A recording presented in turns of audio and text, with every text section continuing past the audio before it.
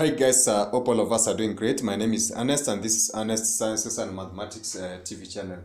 In our discussion today, I'm going to look at some of the general uses of the group 7 elements which we had classified as halogens.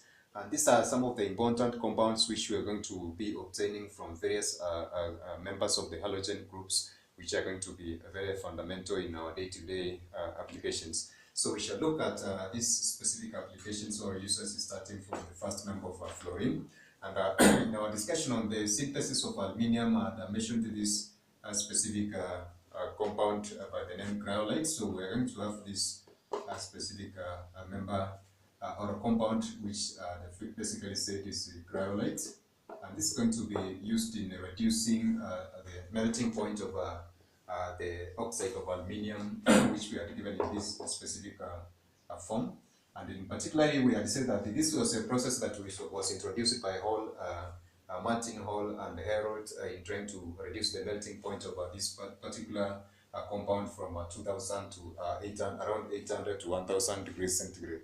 Now, in this particular case, then therefore, this is going to be one of the compounds of fluorine, which is going to be finding an application in aluminium extraction or synthesis. So therefore, this is one of the applications of the compound of fluoride which we have written on the board. And if we take the fluorides of calcium, this is going to be used in optical components like cameras and other optical devices which we are going to be using in our day-to-day applications. And therefore, this is one of the, of course, compound of fluorine, which is going to be finding application in our day-to-day lives. And then we shall have this specific compound, which is a fluorinating agent used in processing nuclear fuels. So therefore, this is going to be used as a fluorinating agent, as I've said, in trying to, of course, in this specific aspect of the nuclear fuels which I've mentioned. So therefore, we're just going to give this one in terms of a summary form because of our space. And then we can mention another compound which is going to be used in this particular case. For instance, we can talk about aluminium fluoride, and I think we are done. So this is going to be having a similar uses in that particular case. So I'm going to use a specific one. Perhaps I'm going to use this lithium fluoride. So for lithium fluoride, this is going to be used in a wide range of applications in ceramics, manufacture of tiles. So we're going to have ceramics welding and soldering applications respectively. So we're going to have this lithium fluoride being used in ceramics, welding and soldering applications in that specific case. So we can as well mention the compound of sodium fluoride, and this is used in insecticides, dental prophylaxis, and other aspects like fluorinating of water. So we can mention this one in terms of insecticide, dental prophylaxis, and then in fluorinating of water. I hope my handwriting is legible, but of course I'm just going to read for clarity. So we're going to have this sodium fluoride being used in insecticides, dental prophylaxis, and of course in fluorinating of water given as such. And if we look at an additional compound from this specific member of the halogen group, we can look at the concept of this sulfur and fluorine, which is SF6 given as such. I hope this one is legible. So we're going to find this one being used in insulating gas for high voltage electrical equipment. So this is going to be the electrical application,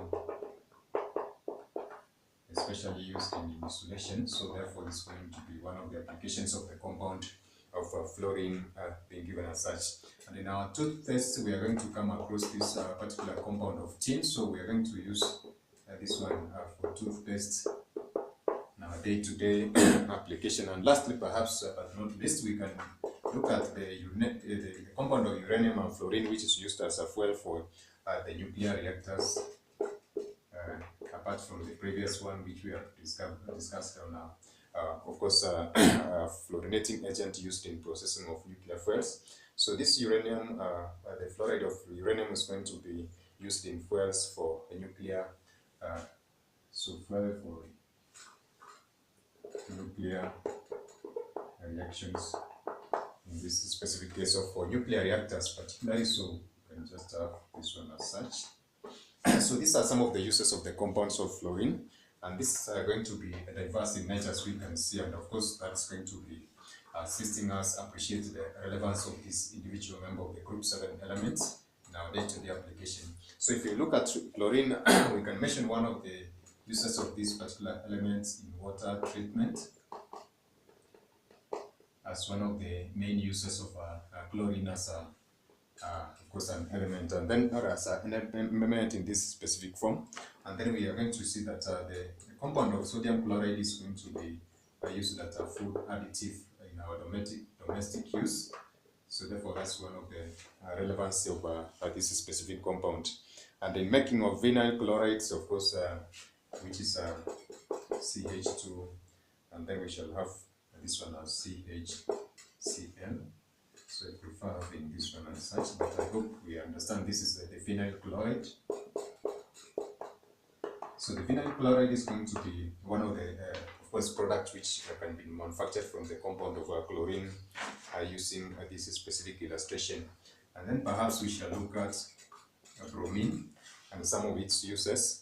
So bromine is used to brominate organic compounds, e.g. bromoethane, and these are going to find wide applications in pesticides. So some of these compounds are going to be used in pesticides, dyes in pharmaceutical industries, and of course in it can be used as a fire retardant. And then we're going to see that some of the compounds of bromine, like silver bromide, are going to be used in the photographic industry, and those are going to be some of the applications of fluorine and chlorine. And lastly, we shall look at the application of iodine. And iodine, as we have said in some of our videos, is going to be applied as a catalyst. Some of the compounds are going to be applied as catalysts, antiseptics, germicides, pharmaceuticals, and photography. Now, just similarly to the bromide of silver, we are going to have the iodide of silver as well being used in the photographic industry in that specific case. So in summary form, that forms a range of application for various members of the group 7 elements. And they're going to be forming a closing part of this specific discussion on various members of the group 7 elements, which we have done in a range of our previous videos. So that is it for now, guys. Kindly check our description boxes for various links of other videos, and also ring that notification bell, subscribe, and engage us in the comments section for more. So that is it for now, guys. Bye, God bless you. Catch us in our next video.